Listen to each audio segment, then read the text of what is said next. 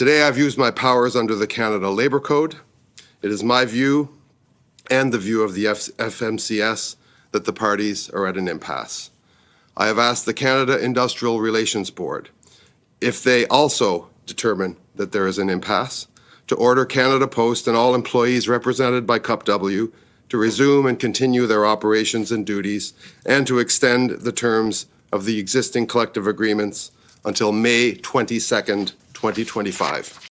The news that keeps on giving. There is literally not a single boring day in Canada, which makes for a lot of YouTube videos, but it's also extremely emotionally exhausting, everything that is going on. And I can't wait for a day where politics in the news is kind of boring again, where things just go back to a bit of normalcy. But I don't actually know if we're ever going to achieve that, at least anytime soon.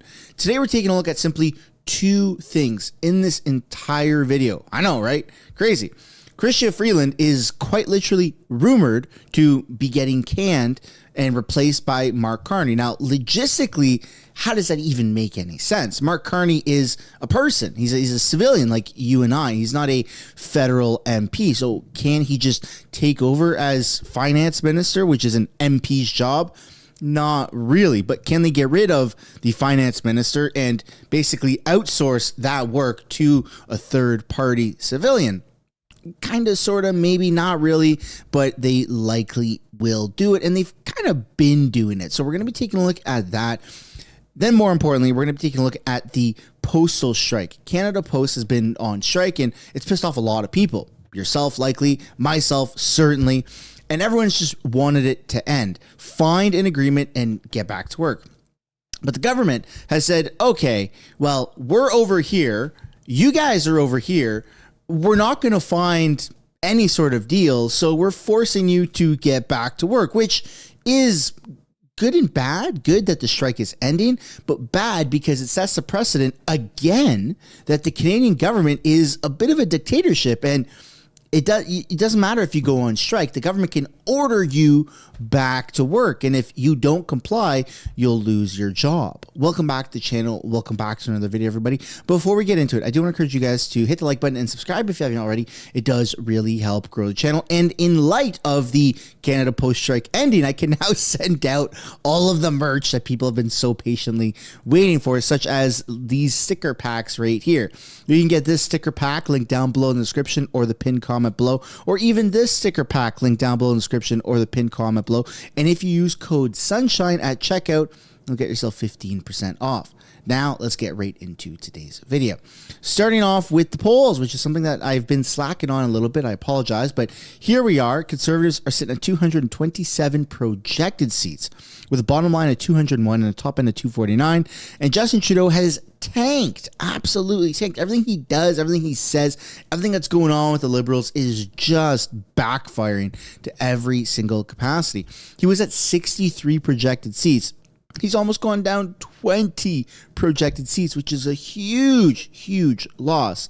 And then, I mean, Jagmeet Singh has scooped up some of those seats. He was sitting at 18 seats a few months ago, projected, and now he's up to 22. And it is actually possible, if you look at the percentage here, the popular vote, I mean, the Liberals are at 22 projected % of all voters, and the NDP are just trailing behind at 19. So can the NDP, can Jagmeet Singh actually overtake Justin Trudeau? I think he can. I really think he can. I think that a lot of people are finding themselves politically homeless, and they're, these diehard Liberals are saying, okay, man, I can't support Justin Trudeau anymore. Now, are they immediately going to go over to Pierre Poilievre? Probably not, or not necessarily. So a lot of people are going to NDP, but Pierre's doing a phenomenal job of scooping up those voters in the major cities as well. So it's going to be interesting regardless. But still, you got 99% likely across the board for the Conservatives of winning the most seats and odds of a majority government. So even though there's been a little bit of poaching that's been going on, it's still looking extremely favorable for Pierre Poilievre. And I don't see a world where Jagmeet has enough momentum to not only overtake the Liberals, which I do think is possible, but for Jagmeet to actually win and become Canada's next prime minister, I don't think that would be possible at all. Even if the odds for like the betting odds were like 1,000,000,000 to 1, I don't even think I would place a bet on it because it's just not going to happen. But nonetheless, let's take a look at what's going on in the news and what's causing the shift in the polls, or the lead to actually extend itself. So Canada has a small army. We have a tax army, though, according to ex-user Government EXE. Canada has roughly 68,000 active personnel. It's an armed forces with an average salary of $62,000 per year. Canada has just under that amount of active personnel in the military, 60,000 CRA agents with an average salary of $110,000 per year. So if you want to serve your country, it may seem like the way to do that is by joining the CRA. And I hate to joke about that because our armed forces are, well, what it's turned into isn't good, but it's supposed to be, you know, an honorable job. But when you're looking at these numbers, for crying out loud, we almost have more CRA agents than we do active personnel in the armed forces. So that's kind of depressing. But hey, if we ever get invaded by Russia or even America, we may not be able to defend ourselves, but we will have a lot of people that can do taxes, I guess, and issue rebates. I don't really know, but there you go. Now you're clued in. Next up, we're going to take a look here at this video of Justin Trudeau, who says that the world has confidence in Canada and its government as it keeps investing in the military to keep the country safe, which seems like a flat out lie considering that we've been falling short of our minimum 2% GDP contribution year over year to the point where NATO, and especially the United States, especially Donald Trump, President-elect Donald Trump, is threatening to kick us out of NATO. So I don't think we're investing in our military at all. This is a historic moment for Canada, and this achievement comes at a crucial time in our history as we navigate a world, see what I did there? Navigate a world that is increasingly complex and unstable. We're investing in our Navy, our Air Forces, our Army. We're investing in our businesses. We're investing in our workers. We are investing in Canadians to make sure that Canada can continue to show up in an uncertain and unstable world, because that is the best investment a government can make. Confident countries invest in themselves, and that is what we are doing here today, and that's what we're showing. You've all had Canada's back with your hard work through some difficult years, and we will have yours. So thank you so much for all the work and all the success that we are celebrating today.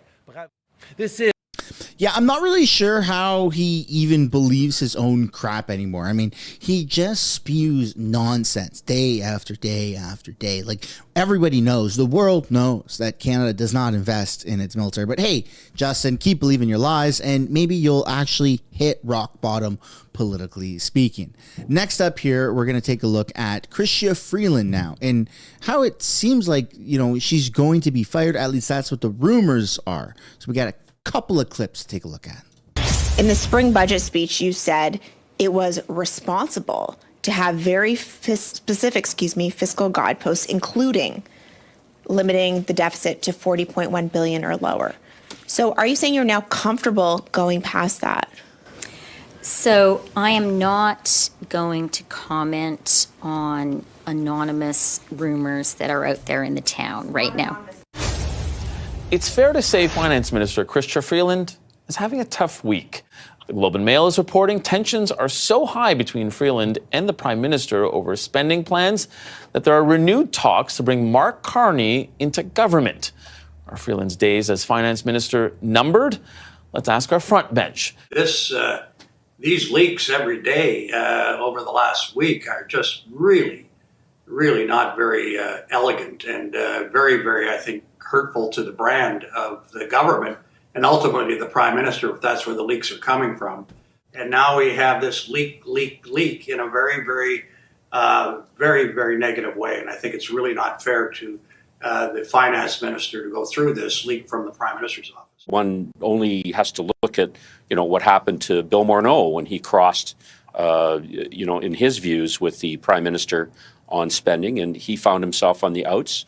And it appears that the same pattern is going to happen with Chrystia Freeland.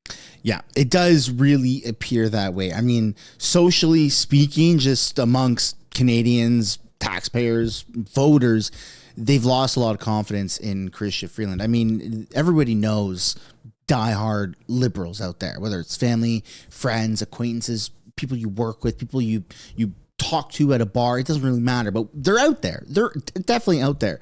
And, their confidence in the current liberal government is starting to get shaky. So even for people that are on the other side of the political spectrum, that are conservatives or PPC or whatever you want to call it, we definitely don't have any confidence in any of these liberals. But the people that are propping them up are starting to lose that confidence as well. And once that happens, that's when the house of cards really starts to collapse.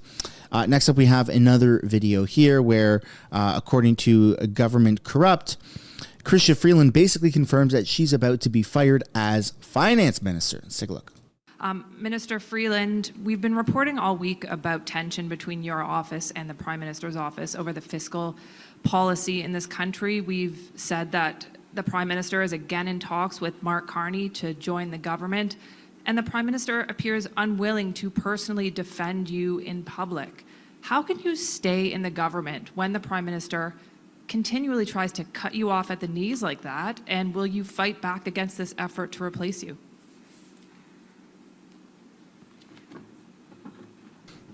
Well, thank you for the question. So any normal person out there, just psychology speaking, wouldn't be having a big shit-eating grin the way she did. Like, it's a very sensitive topic. Hey, by the way, your boss doesn't have confidence in you and is basically going to replace you, even though he prides himself as being a feminist. How do you feel about that? And her answer is just big smile, like as if nothing's happening. Like, are you okay? Are you like messed up in the head? Because it's a very weird response. For me, it is a huge privilege that I do not take for granted to serve Canada and Canadians every single day. It's a big deal. There are kids here who went to school with my daughter who are great young innovators, and I'm really proud to be able to offer them something that will help their company. I'm proud and grateful to be able to serve in the cabinet of the Prime Minister. And I really don't spend a lot of time focusing on Ottawa gossip. My focus is on doing what I can to serve Canada and Canadians in what's a really challenging time for our country. Again, that is a bit of a psycho response. You're not concerned on what people in Ottawa are saying about you. Your job literally depends on that. You are voted in like prom king and prom queen, and now all of a sudden the votes aren't in your favor. Yeah, that's something to definitely be concerned about. So this entire like weird purity approach that the Liberals have, we're doing what's best for the greater good. It doesn't matter that people are angry at us right now. You can be angry at us. It's okay. We get it. We're all angry about something. We're literally trying to help you though.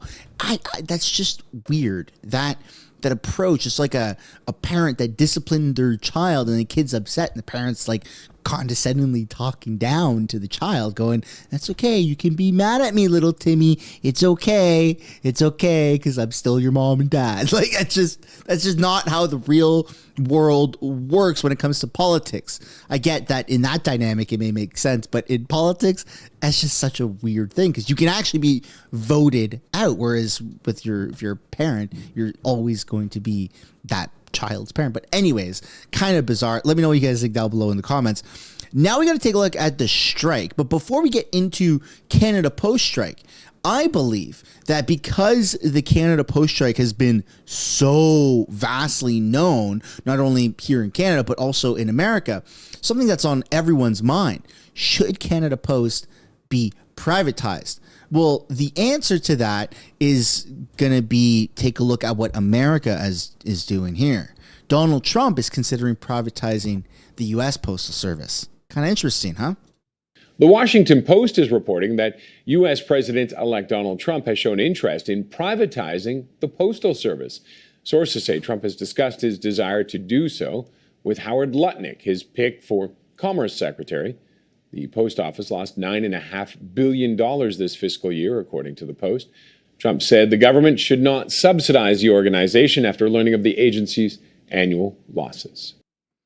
Yeah, so there you go. I mean, Canada is in the exact same situation where we're losing billions and billions of dollars every year from our postal service. And I think a lot of Canadians, at least myself, maybe yourself, let me know down in the comments if you agree with this, Canada Post should be privatized. Like what we're about to take a look at right now is insane. This is what happens when you're not privatized. The government can order your ass back to work. Yeah, I don't think anyone likes this. Agree or disagree with the strike all you want. The government stepping in like this, it just shows, one, that we're living in kind of a bit of a dictatorship. Kind of a bit of is the words that I use lightly just to soften the blow. We are living in a dictatorship, in my own personal opinion, in a lot of people's opinions. This is mental. Agree or disagree with the strike all you want. The government stepping in and saying, get your ass back to work. We don't give a shit about your strike. In fact, we're so far apart on negotiations that it's just not going to happen. Get back to work. That's bananas. That's bananas. Have the parties been able to show any progress towards an agreement? The federal mediator has now informed me that the negotiations between both parties are now, in fact, going in the wrong direction. So I'm here today to announce that I am applying a solution to promote conditions favorable to the settlement of this labor dispute and protect the interests of all Canadians. Today, I've used my powers under the Canada Labour Code. It is my view and the view of the FMCS that the parties are at an impasse. I have asked the Canada Industrial Relations Board, if they also determine that there is an impasse, to order Canada Post and all employees represented by CUP W to resume and continue their operations and duties and to extend the terms of the existing collective agreements until May 22nd, 2025. Today, I've used my powers under the Canada Labour Code. It is my view and the view of the FMCS that the parties are at an impasse. I have asked the Canada Industrial Relations Board, if they also determine that there is an impasse, to order Canada Post and all employees represented by CUP W to resume and continue their operations and duties and to extend the terms of the existing collective agreements until May 22nd, 2025. Controlling and manipulating these strikes, and it's like getting into weird political attacks, and something there needs to be addressed. I don't know what. That's just like a blank statement I'm putting out. This strike has ended. I went to Shoppers Drug Mart late last night. Well, not late last night, maybe like 6 p.m. or something like that. And the locked doors that they had on the whole postal office, you know what I'm saying? How Shoppers has that pull down thing and it's locked. Okay, so that was not there. And employees were at their job, they were at their post, and people were back to sending and receiving shipments. So it's done. You can send mail through Canada Post, so don't worry about that if you've been waiting on the sidelines of saying, oh my God, I can't send my packages. Yep, you can now. Go to a Shoppers, send your package out. What's really concerning is what he just said, right? Imagine you work at your job, you make $60,000 a year, just arbitrarily. And you say, okay, you know what? I'm putting a lot of effort. I want to make $85,000 a year. Here's everything that I've laid out for you. Your employer comes back and says, okay, you're asking 85, you're currently making 60. I can offer you 63,000. And then if you don't like that, we're actually going to cut back a lot of your hours, and you're no longer going to be a full-time employee. You're going to be part-time, which means you don't get benefits. You don't get matched. Well, in the States, it's 401ks. Here would be RRSPs. You don't get stock options with the companies, whatever it is, right? And then you're like, well, that's not really what I asked. I asked for 85,000, not 62 or 63, and then less working hours and less benefits. That doesn't make any sense. So that goes on to the point where eventually someone steps in and says, okay, yeah, this isn't going anywhere. Get back to work or you're fired. That's kind of how I'm viewing it.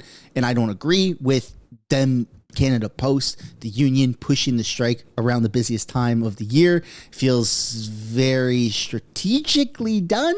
But at the same time, when you look into the nitty gritty of everything that's happened and their demands, like demands is like 29% raise or job increase over 4 years to combat inflation or something like that. But that's insane. The government's offering 12. So some of the demands have been outrageous, and some of the things that Canada Post has done has been outrageous. And the end is the government has been the most outrageous in everything, saying we're ending it all. Get your ass back to work. I can't believe this isn't the first time this happened either. This also happened with the rail system like a few months ago. During this time, an industrial inquiry commission will be established. Mr. William Kaplan will fill the role of commissioner. He is an experienced negotiator and has a clear understanding of Canada Post and its union. The commissioner will be tasked with examining the structural issues preventing the resolution of the current labor dispute. The IIC will be required to submit a report to me and the parties outlining their findings and recommendations by May 15th, 2025. The review could provide the basis of a path forward on how to amend the collective agreements and clarify the structures, rights, and responsibilities of the parties in collective bargaining. The inquiry will have a broad scope, as it will examine the entire structure of Canada Post from both a customer and business model standpoint, considering the challenging business environment now facing Canada Post. Donc aujourd'hui, j'ai utilisé.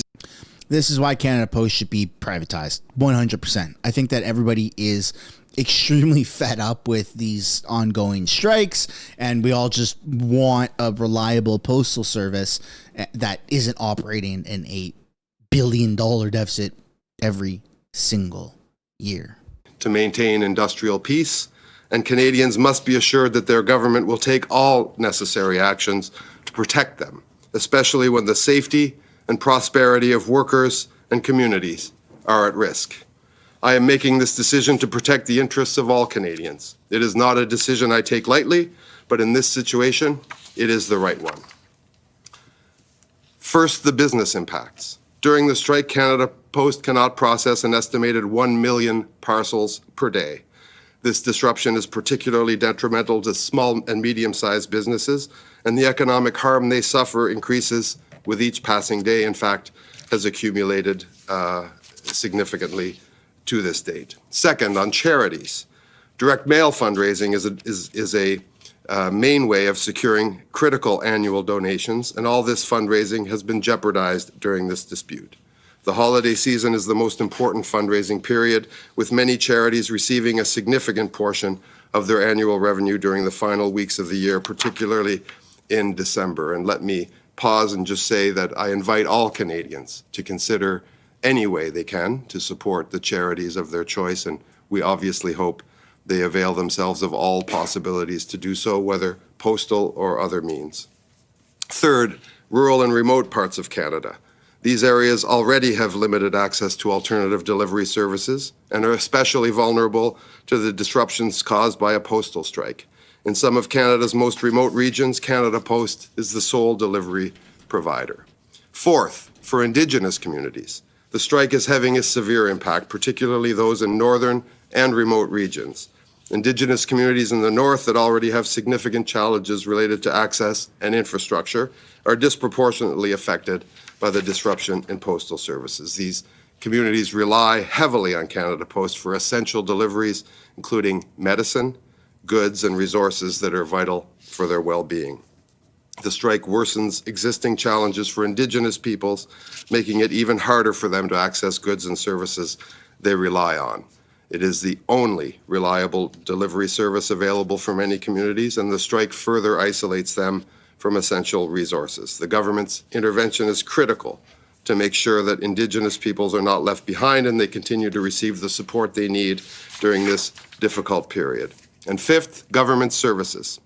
The labor disruption has had a significant impact here as well. Due to the Canada Revenue Agency's heightened document security requirements, there is no possibility of switching to alternative courier services for most shipments. And as a result, more than 1.65 million pieces of personalized correspondence are currently in secure storage awaiting delivery.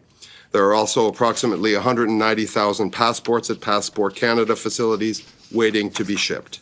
Report in May. Agreements between the parties in a dispute are the best way forward, but both parties need to be at the table and be prepared to negotiate. It's with this in mind that I am intervening today to make sure both parties have a solid foundation to resume negotiations and reach a mutual agreement as quickly as possible, and once the Commissioner publishes his report in May of next year. Okay, so negotiations are still happening, but they're ordered back to work. And that's kind of the part that seems a little scary to me, is the fact that the government can do that. If it was privatized, I don't believe the government would be able to do that. But again, I think this whole thing has been blown out of proportion. The demands that the union is making, maybe not the average postal service worker agrees with it, but the union is demanding, I believe it's like 28, 29% over the course of 4 or 5 years, increased wages to keep up with inflation. But inflation is at 3%. And when you factor in all of the inflation that has gone up since the start of the blip, that makes sense. So they're trying to get a retroactive raise plus a future-proofing raise. I don't fully understand that mentality. I think it's a little bit, a little bit wishful thinking, to say the least, because I think that this whole thing has been an absolute shit show nonetheless. But again, that's my own personal opinion, and I'd love to know yours. I do believe that every person, every company has the right to strike. Get what you are worth, what you think that you're worth. Get your money, like, absolutely. But again, the timing of it has been horrible, and the government's reaction has been equally, if not worse. So I think that something needs to be done. I unfortunately don't have the answers. I'm just relaying the news to everybody who's watching. Next up here, we're going to wrap this this YouTube video up with the professionals, the analysts here, talking about what the heck just happened and the timing of Ottawa actually intervening with the strike. And they're calling it's politically strategic, which is a pretty interesting thing for a CTV panel to say. Good morning. What do you make of the timing of this by Labour Minister Steve McKinnon's announcement, his move?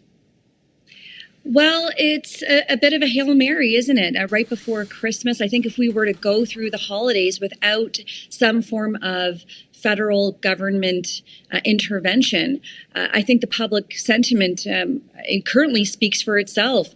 People are very frustrated. I think going around the dinner table, many folks have been talking about how critical packages, documents have been caught up in the Canada postal strike. And we know that public wants this to pass. So I am not surprised that the federal government thought that they needed to step in before the holidays next week. But, this is a little bit of a crystal ball kind of thing. Why do you think he let it go this long? With other strikes that we have seen this year, they've been ended rather quickly. This one, almost a month.